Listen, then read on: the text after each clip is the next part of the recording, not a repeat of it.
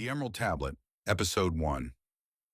Almost every book on Western magic repeats the same 13 lines. As above, so below. You've probably heard that phrase, maybe on a poster, a tattoo, a tarot deck, but almost no one tells you where it comes from. It comes from a text called the Emerald Tablet. And the strange thing, nobody knows who wrote it. Nobody knows when. And for most of its history, nobody had even seen the original. The Emerald Tablet is short, 13 lines depending on how you count. It claims to hold the secret of the whole universe, compressed into a single page. And for over 1,000 years, alchemists treated it as exactly that, the foundation stone of their entire craft. The legend says the text was carved into a slab of green stone, found clutched in the hands of a buried figure named Hermes Trismegistus.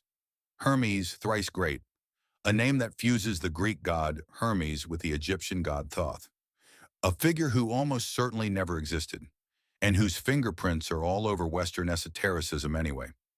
Here's where it gets interesting. The oldest versions of the Emerald Tablet we actually have aren't Greek, they're Arabic. The text surfaces in Arabic alchemical writings more than 1,000 years ago, buried inside a larger work. From there it travels, translated into Latin, copied by hand, passed between alchemists across medieval Europe.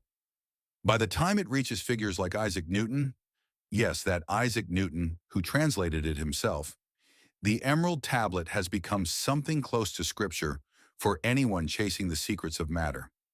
So what does it actually say? At its core, that the world above and the world below mirror each other, that everything comes from one thing, that to understand the heavens is to understand the earth in the reverse. The alchemists rate it as a literal recipe, a coded set of instructions for transforming base metal into gold, and the soul along with it. Whether you read that as chemistry, as spiritual transformation, or as poetry, that ambiguity is the point.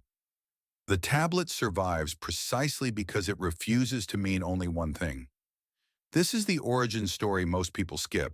They quote the famous line and move on. But the Emerald Tablet isn't a quote.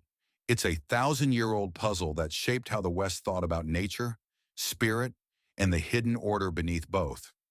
In this series, we're going back to the primary sources, the real manuscripts, the actual translations, not the watered-down version. This is the Hermetic Archive, and this was where it all began.